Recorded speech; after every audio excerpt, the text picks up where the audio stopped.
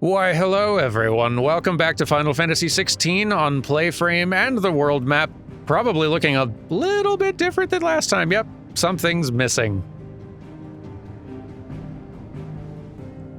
Few more of those to go, I suppose. But it's 5 years later now. And, well, really curious to see what the Hideaway is looking like these days.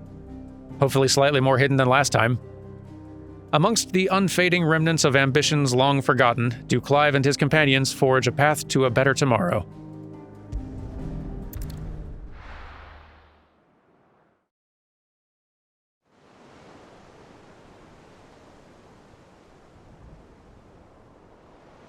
Ooh, Benumir. That night 5 years ago, we destroyed what for many was a symbol of hope. For a reason they'll never know. We cannot blame them for thinking us the cause of their misery. Though it's to give them a better tomorrow, they see only that we've made their lives harder today. Yet the boil must be lanced if it is to heal. I can't help but wonder if we've made the right choice. When Sid said that he wanted to create a world where we were free.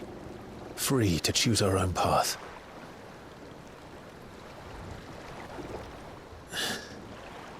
I honestly don't think it mattered to him if that choice was right or wrong. Only that it was our own. I miss him. A world where we can live and die as equals. That's what he wanted. What we want. And that's why I bear his name. It's why we've all chosen to bear his legacy. And I'm not going to let anything stand in our way. Rides over, lovebirds, home sweet home.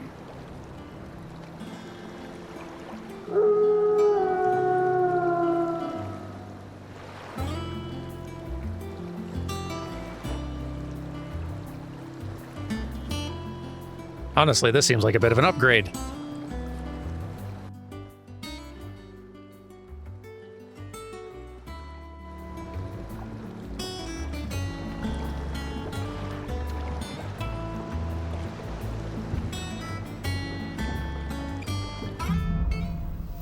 Home sweet home. Otto was asking after you. Let's go and see him. Never a dull moment. I'll go check in. Welcome back, Sid. Finish with that log so we can call it a morning. How you doing? Otto will want to know what happened in Cosnes. I expect he'll be in the mess. Makes sense. Hey, with Sid being absent from our party now, I fear that one of the two of us is going to have to grow a personality. And I feel like at this point, we've probably seen that Clive has kind of hit his own ceiling, Jill, so I'm afraid I'm going to have to ask you to step up in his stead. Or we're going to have to recruit somebody.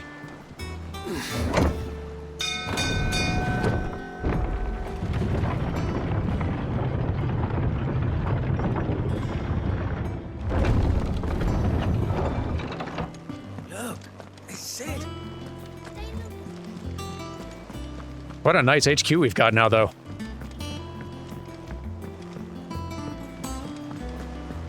All operations are suspended until further notice. Yes, Captain. I'll let the others know. How's it going, Otto? Ah, there you are, Clive. Word of your adventures arrived this morning. Victor sends his thanks. I doubt Kupka will miss the fools he sent to catch me. Not a single one of the bearers we saved showed any interest in coming with us. No one seems keen to join hands with an outlaw. Any news while we were away? None worth mentioning. Gav's still off keeping an eye on the Republican army. Should be back any day now. Understood. If anyone needs me, I'll be in the map room.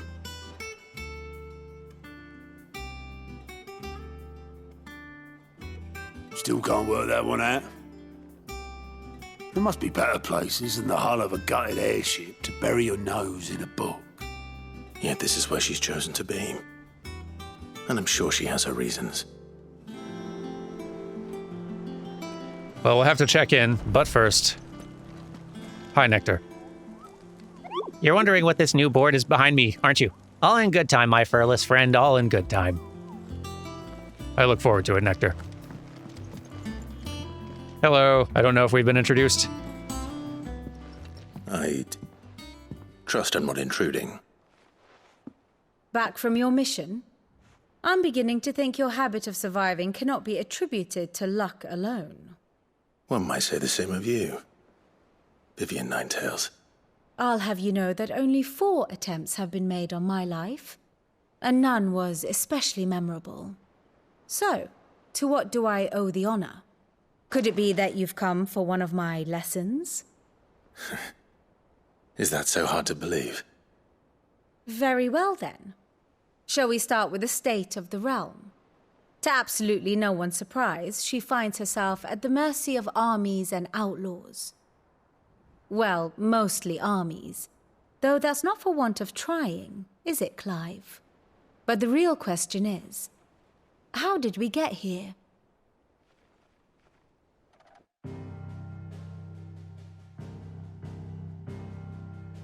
Long though Sambrek's dominion over northeastern Storm has endured, recent days have seen the Blight wrest ever more land from her grasp.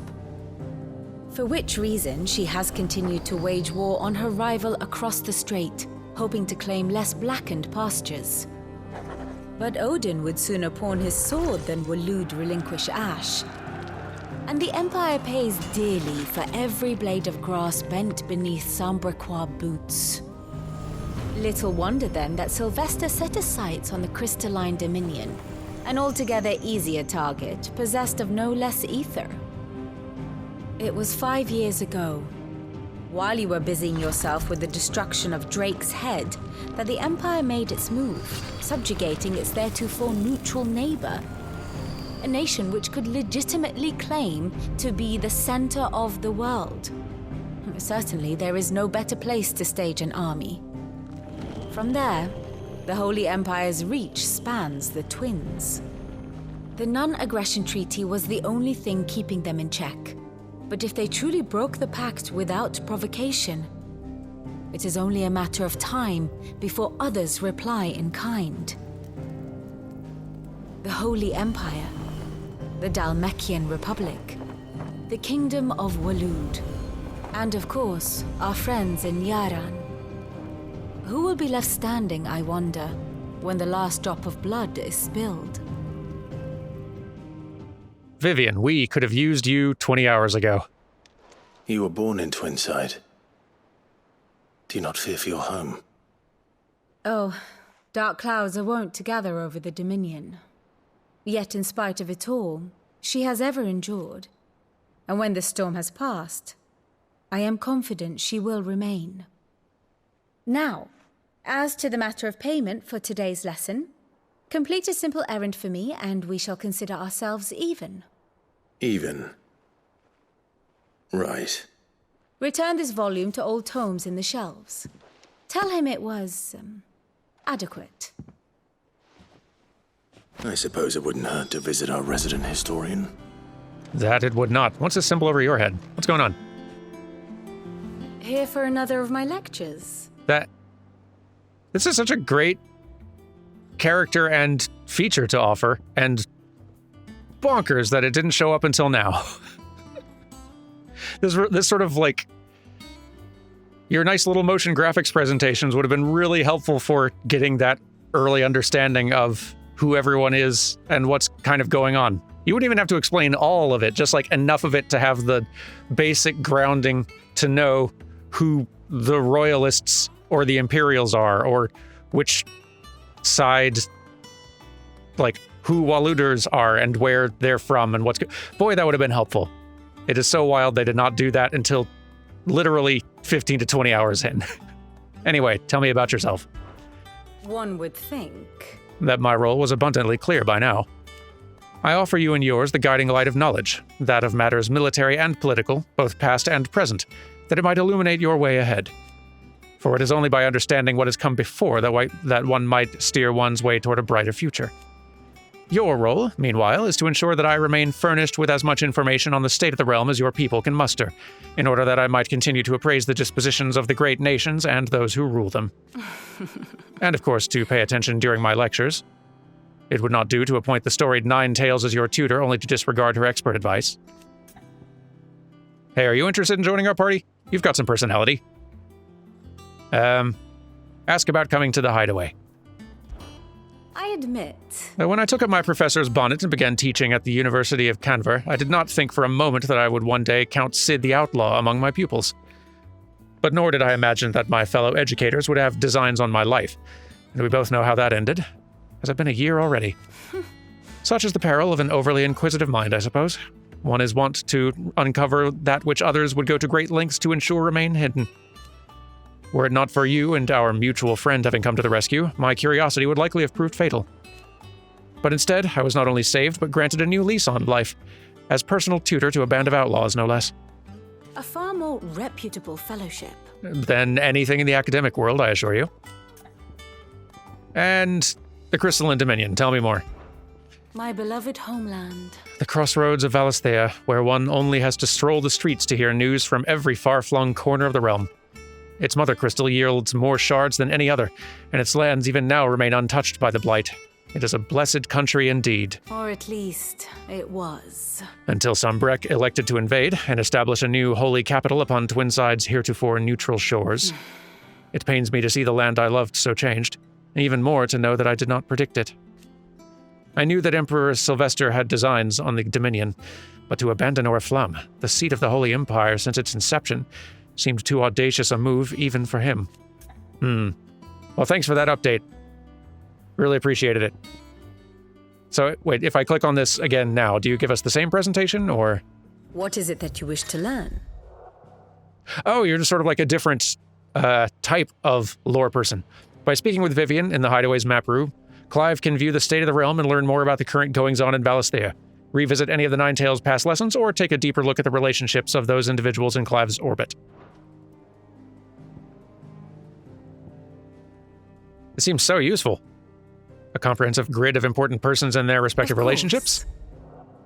Here you can view a detailed visualization of character relationships in 16 that updates as you progress through the main scenario.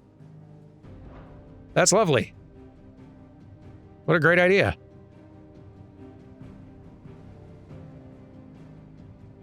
Like, a bit late, but good idea. And the situation map? Here you are. Here you can view a detailed overview of current and past events relevant to Clive's story that updates as you progress through the main scenario. You can cycle through pivotal milestones in Clive's adventure.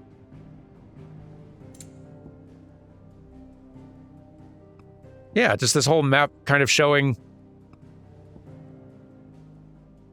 everything that you've been doing in each of these chapters as you go.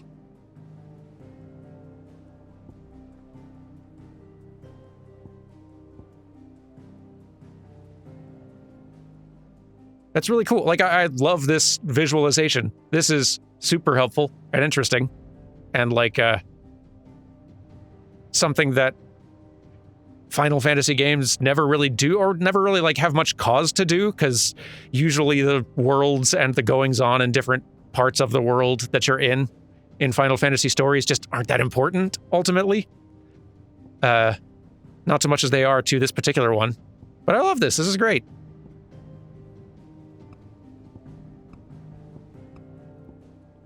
Better late than never, I guess.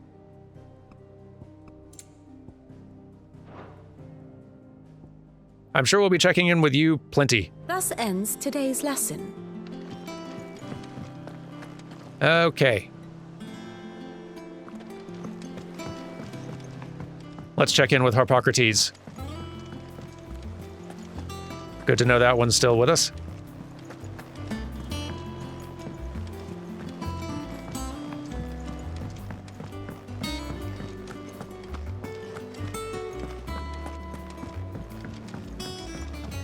Mr. Tomes. Boy, you got a library upgrade. Congrats.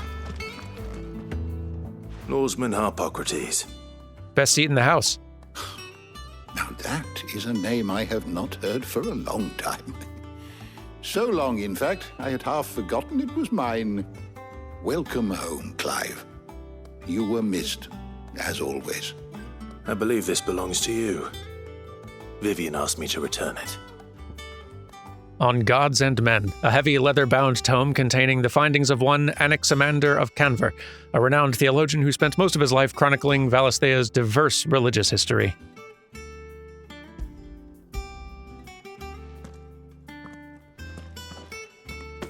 Ready? Our resident scholar devours books faster than young Tet does lemon tarts. Would that I could do the same. But alas, I no longer possess the necessary constitution for such indulgence, either in words or tarts. That said, I have continued my search for mention of the creature you encountered at Drake's Head. But without access to the great libraries of Oriflamme or the Dominion, I regret that I have been able to find little and less. I am sorry. Please, don't apologize. I'll send word to our associates. See if they can't furnish you with more books. I fear it is not more books that I require, but the right ones. Mayhap we look in the wrong places. There are still libraries to the north. I'll see what I can do. You are too kind. There are not many in this world who would indulge the whims of a tired old historian. Not too tired to go filching Kupo nuts, though. Always got a pocket for him. Nicks him off the Moogle. Hush now. We all know there's no such thing as Moogles.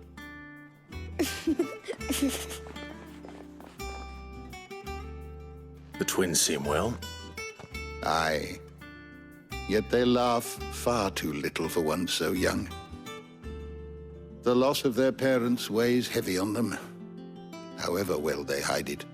Titan took much from us that night, from some more than others, and the wounds that remain, they are not quick to heal. Which is why we must give them all the time they need. That we must. Just as I must give you the time you need to recuperate. Good day, Clive. Good day. Gav will be back soon. I should get some rest while I can. I'll be back in later to get probably just a whole ton of lore entries.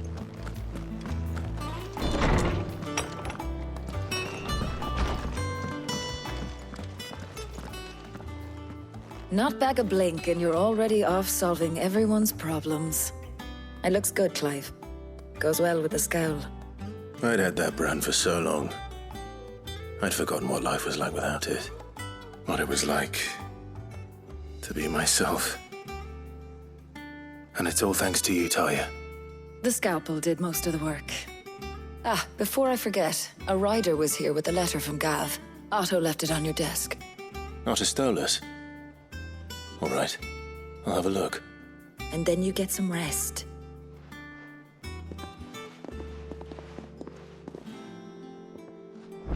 Oh, let's see what Gav has to say. Thought worthy of a letter. Have you been to the toll? I hear a new shipment's just. Oh, hello. Otto was here earlier with a letter from Gav. He left it on your desk. Alrighty.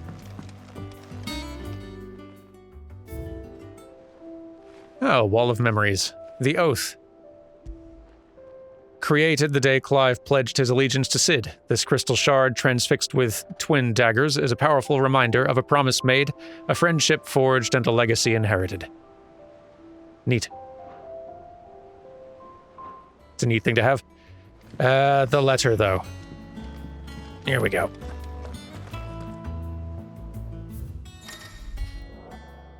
Reports, letters, and other important missives addressed to Clive are delivered to the reading table in his chambers. New messages are always arriving, so make it a point to check the reading desk before returning to the hideaway.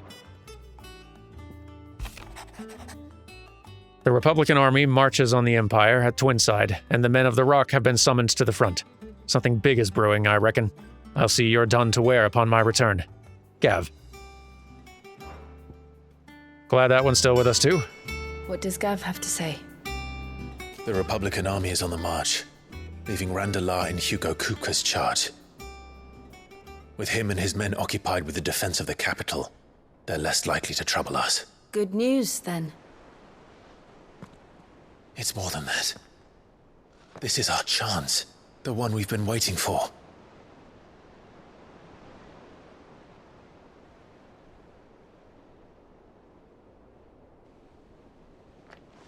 But look how far we've come. All that we have here, our friends, the Hideaway, are they not cause for joy? 5 years. 5 long years. If I could only command this power I've been granted, we might have achieved so much more. But each time I reach for it, it's like something is holding me back. Summoning an icon exacts a price not easily paid. Your body knows this only too well. It's merely trying to save you from yourself. And every burden I cannot bear falls to you. This mission of ours has made me question everything I thought I knew. But one thing has become abundantly clear. The crystals take more than they give. In exchange for momentary comfort, we must endure a lifetime of pain, war after war, loss upon loss. And now they rob us of our very homes, leaving naught but dust and ash. But you're trying to change that. We're trying to change that. And to me, that's no burden. I know, but... Try not to forget. We're only here because Joshua gave us a second chance. It would be a pity to waste such a precious gift.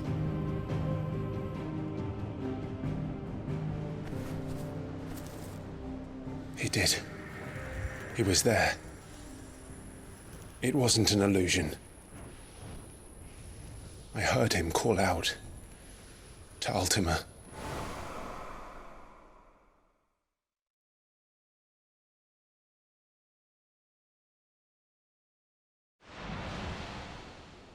If Joshua is still alive, he'll be looking for that thing.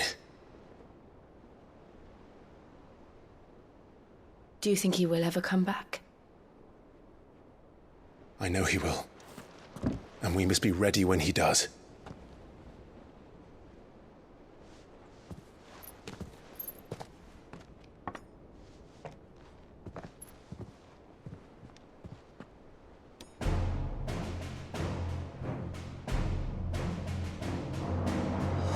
To a world without mother crystals. To Sid.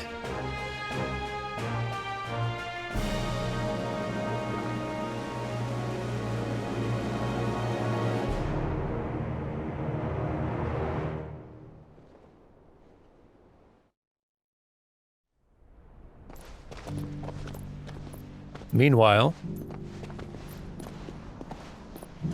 the Northern Territories.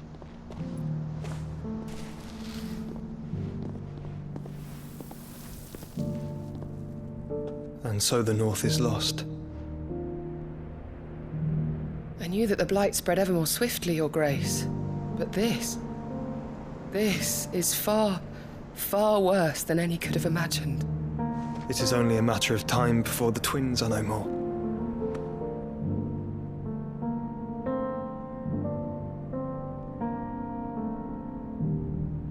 The world marches ever closer to its end, and here we chase shadows.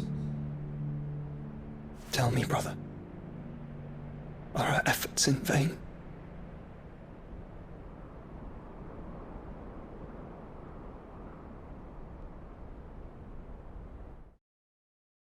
Would it kill you to visit now and then? Master Clive, a moment, if you... my apologies, I didn't mean to... intrude. Not at all. We were just discussing strategy.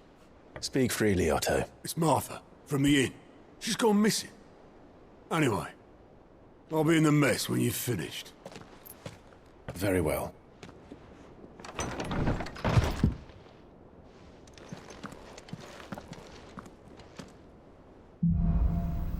The Gathering Storm. What would make Martha leave the rest? Anything else in here before I... Wait. Guess we'll go this way.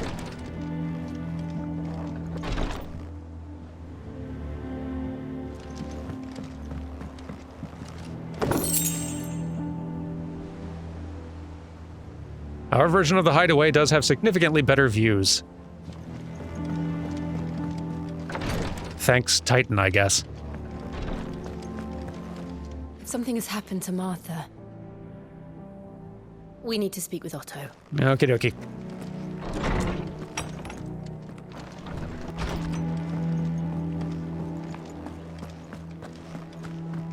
I should probably check in with everyone else too. Well, don't just stand there gawping. So, how's the Hideaway? Well, you won't hear me complaining. It's even roomier than the old one was. Got my own stores, my own little counter. And thanks to you lot fighting the good fight, plenty of demand for me wares. The only drawback There's the constant bloody racket. If it's not Doris and Otto barking their orders, it's Blackthorn and Bardolph banging away day and night. Still, If a pain in the ear holds the price I have to pay to be Sid the Outlaw's partner in crime, I'd say I've got myself a bargain. How those last 5 years treated you? Has it really been 5 years since we left the old place? How time flies. I remember it like it was yesterday. We were all waiting to treat Sid to a hero's welcome when Kupka's lot turned up. Not that we knew it was them. They just poured in like a plague of rats, cutting down anyone and anything that stood in their way. Blood and bodies everywhere there was, and a voice crying out for Sid to save us in the midst of it all. I'll never forget those cries, try as I might. You're our leader now, Clive. Promise me you won't let anything like that happen again. Promise me that, come what may, Sid will save us. He'll do his best. What are you selling these days? If you're gonna buy something, be quick about it. Anything better than... No? Okay. Very no. Huh. Automatically charges magic spells and maintains the charge until cast. Accessory effect will not trigger unless the ability to charge magic is learned. Neat. Increases limit break generation amount by 3% when dealing damage. Cool. And by 6% when taking damage. Also good. Okay, so this is another one of the accessibility accessories, which probably should have been available from the start of the game. Just one of many accessibility problems this game kind of has, but I'll save that ramble for later. Increased gil earned by 35%, XP earned by 15%, ability points earned. Tempting. All of these are tempting. Though we'll see. I don't feel like I'm hurting for any of those things right now. If one of them starts becoming a pain point, though, might just pick one of those up. Ooh, elixirs. Instantly restore all HP. That seems probably where... I won't pick one up yet, but... we'll grab a couple more of those, though. You're rubbing me blind, you know. You set your own prices. Can't blame me for this. Is that all? I don't know. Perhaps I should just have Blackthorn make me a new one. Hello. You look like you could do with a drink. Sure. Coming right up.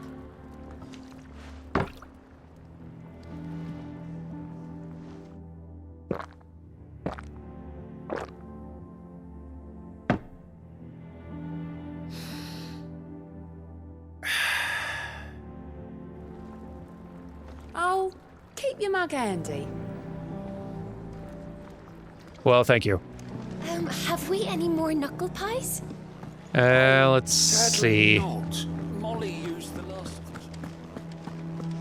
Is Blackthorn around? Or is he elsewhere? No, wait. There you are. And also, this. Off limits, that means you. Alright, fine. Clive?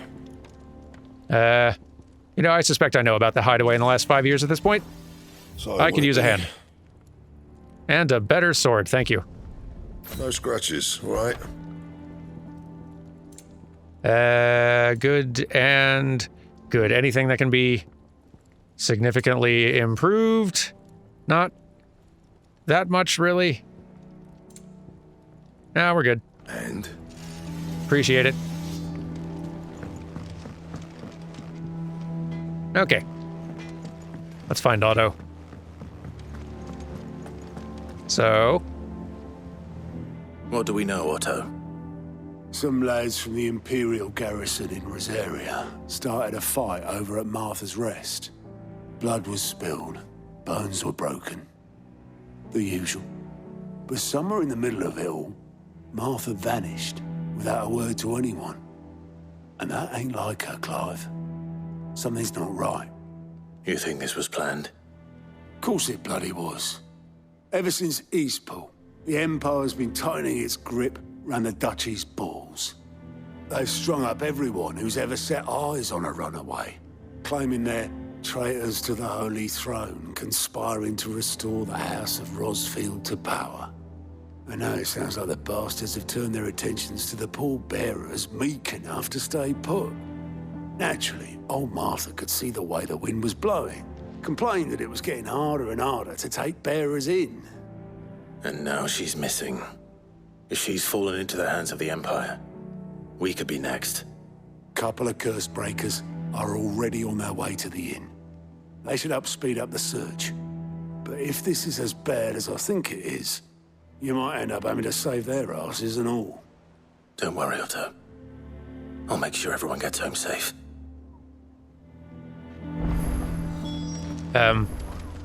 You want to talk any more about what you're doing over here? No? Okay. Well, then I suppose... let's go find the curse breakers, then.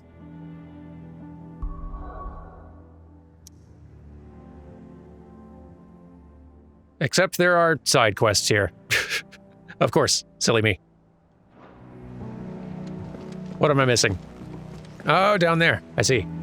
Near the exit. All right, let's, don't suppose I can... Aw. Worth a try. So, what can I do for you? Boatman. Damn blighted bilge. Is everything all right? Aside from the holes in my hull, everything's roses. The lake water doesn't agree with it, then? That's one way of putting it.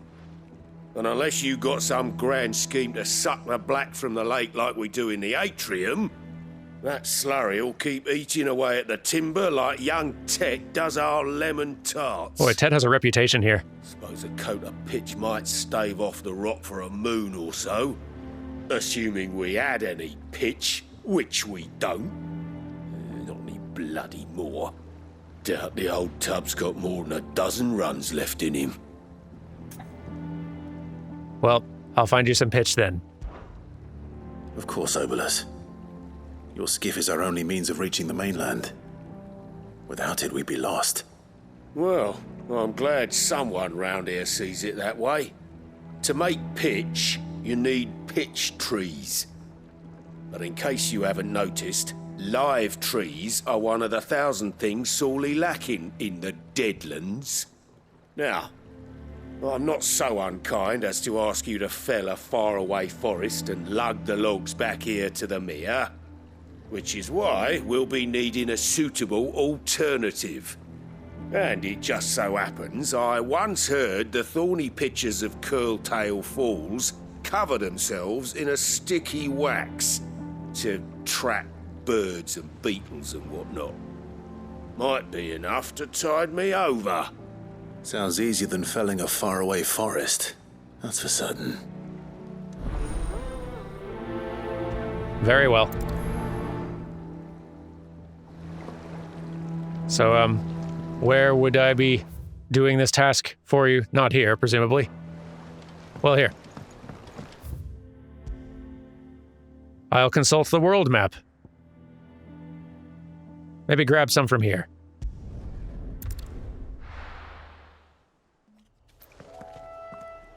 And honestly, before I go doing any of that, I should probably check in on my menu, because boy, look at all the toys I have available. I should familiarize. Very good. Boy, we got a lot of room left in this wheel. It's going to be a lot of options by the end, seems like. And I have a lot of ability points. So let's see. New toys. Blind Justice. Launch a barrage of ball lightning at one or more enemies. Targets are determined by locking onto them before executing the ability. Ball lightning will affix itself to a target and can be caused to discharge, dealing additional damage if the target is attacked. Rad. Pile Drive. Drive Ramu's staff into the ground, electrifying all enemies within a radius of the strike. Love having some more AoE. And Thunderstorm. Call forth a powerful thunderstorm that rains multiple bolts of lightning down upon a target. We could also unlock Lightning Rod. Create a ball of lightning that, upon being struck, chains lightning to other nearby enemies. That's kind of cool. Neat. I'll grab it, why not? But also Judgment Bolt. Summoned from the heavens, a mighty 11 bolt that deals massive damage to a single target. We'll get there eventually. I honestly am pretty excited to finally be able to afford the Phoenix Ultimate. Rad.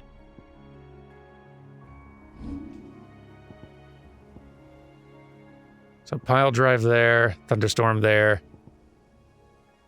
Ignition's fun. I think we'll leave Will of the Wikes because I've not been getting a lot of use from that.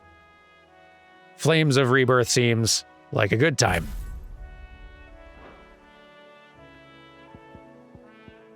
And I might... It's tempting to get Heatwave back, but...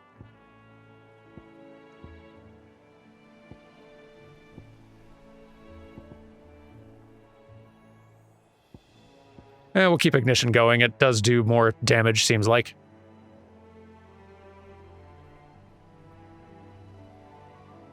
Yeah,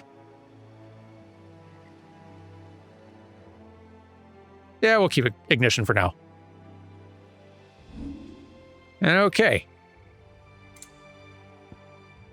I see our dog is just sort of leveling up passively as we go. Good dog. Anyway. Slay thorny thistles. I have a task. Easier than felling a forest, I said. The trees don't have teeth. Hey, thistles. I need your sap or whatever.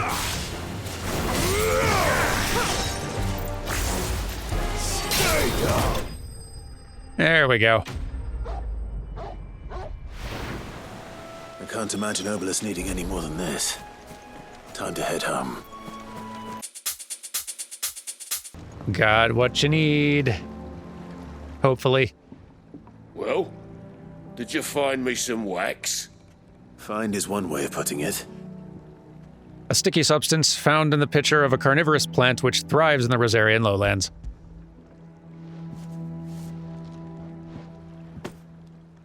Ugh! Reeks like a chocobo's arse. I don't suppose the Argo will mind as long as he stays above the waves. Argo? So your boat has a name? I didn't know. Yeah. Same as me old man. He was a ferryman himself back before the Blight came. The boat's all I have left of him. And thanks to you, he'll sail another day. Hey, happy to help. Because also I, need that, I assume, to get back here. It's very important to our whole operation. Badge of Might. Increase attack by 12. Hey, sure. Don't mind if I do. Tell you what, yesterday was a pretty long episode. Why don't we go ahead and go up and do a bunch of lore reading, catch up on all those entries, and then we'll call it. All right, what you got for me? Is there something I might assist you with, Clive? I have a few new notes that might interest you. I assume much must have happened over the last 5 years. Well, not that much. If you have a question for me, I should be happy to answer it. Okay. Let's have a look around. After Cid fell and his hideaway was reduced to rubble at the hands of Hugo Kupka, Clive took on both his predecessor's name and role, becoming the second Cid the Outlaw and leader of the re-established resistance. Together with the other survivors and their new recruits, he continues Cid's mission to emancipate bearers and rid the realm of mother crystals. Boy, second Cid the Outlaw, second Icon of Fire. We're just getting the silver medal everywhere we go, aren't we, bud? Vivian Ninetails, a scholar and strategist who makes her home in the Hideaway, analyzing every shred of information that comes in from the wider world in order to divine the dispositions of the realm's armies and those who lead them. She offers her insight to Clive that he might better understand the lay of the land. The moniker Ninetails, of which she herself is fond, was gifted to her by her fellow scholars in recognition of her ability to speak at length on almost any subject. Maevie, landlady of the Tub and Crown, the Hideaway's much-loved alehouse. Though she was born in Rosaria, her enslavement as a bearer saw her transported to Sanbreque to work its wheat fields. However, when the farmer was unhappy with the harvest and thought to make an example of her for her fellow slaves, the Cursebreakers stepped in to instead teach him the error of his ways. Obolus, an old friend of Otto's from his merchant seaman days, now serving as ferryman between the shores of Bonumere and Clive's Hideaway. Knowing him to be a trustworthy and tight-lipped fellow, Otto invited him to join their cause after Cid's death, that he and his trusty skiff might help them build and operate their new hideaway in the lake. Don't think I'm not noticing the clever naming here. Tet, one of the pair of young twins who assist Harpocrates in the Hideaway library, or at least are tasked to. In practice, he spends most of his time reading books and teasing tomes with his sister Crow. Though their parents were both bearers, Tet was spared that burden. Alas, he was not spared the tragedy of losing both his father and mother when Cid's hideaway was laid low. Also, there's Crow, with more or less the same description.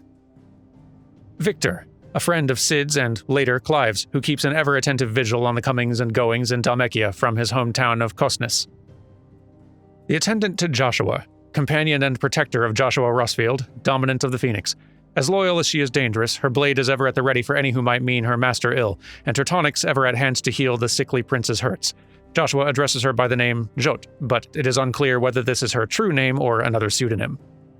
I'm looking forward to getting to know more about you. You seem interesting. Ultima, an otherworldly being that Clive encountered in the inner sanctum of Drake's head. He addressed Clive as Mythos before attempting to merge their consciousnesses. However, Clive was able to summon the will to resist the creature before Joshua returned from the dead to imprison it in a cage of flame that he sealed away in his own heart. Just how incredibly Kingdom Hearts of you, Joshua. I'm liking you more and more. The Cursebreakers, hey, finally! A unit drawn from those of fighting age and martial training among the residents of the Hideaway, who conduct operations to liberate bearers from slavery. Beginning as a loose collection of like-minded individuals in Cid's Hideaway, who chose to rid themselves of their bearer brands that they might serve the cause out in the field, the Order has greatly expanded both its ranks and its operations since the move to Bonumere, all under Otto's watchful eye. The Hideaway, established under the leadership of Clive Rossfield, who took on the title of Cid after his former leader's passing and Titan's destruction of the old Hideaway. Here, a community of like-minded individuals from across the realm has gathered to build a place where people can live and die on their own terms. Like its predecessor, it's built within fallen ruins deep within the Deadlands of Central Storm. Decidedly unlike its predecessor, however, it is located in the center of a lake, Bonumere, across whose waters any invading enemy can easily be spotted long before their arrival. That's a good tactical choice. Bonumere is a lake in the Blighted Lands on the southern edge of the former Grand Duchy of Rosaria, named for the dragon that some tales say created the basin when it fell from the sky. Fallen airships dot its expansive waters like forgotten cenotaphs, leading some to liken it to a graveyard. Its remote location, far from any trade route and deep inside the Deadlands, made it an obvious choice for Clive when faced with rebuilding Cid's legacy. Oriflamme, former capital of the Holy Empire of Sanbreque. After its mother crystal was destroyed in an attack by Cid the Outlaw in the year 873, the decision was made to move the throne and her armies south to the Crystalline Dominion, regardless of whether or not the Dominion citizens approved. Oriflamme has since fallen gradually into decline, having lost the Mother's blessing and all the benefits it brought. The Men of the Rock, Hugo Kupka's personal guard. On Kupka's orders, they ruthlessly gutted and destroyed Cid's original hideaway, vengeance for the brutal beheading of Benedicta Harmon. But Kupka's thirst for revenge is not yet slaked, and it is with reckless abandon that he employs his minions to commit atrocities across the realm in a bid to drive Cid from hiding. Kosnes, a town located in the rugged northern reaches of the Dalmekian Republic. Though it was once a thriving trading post, the coming of the Blight has served to both discourage travelers as well as drive off longtime residents.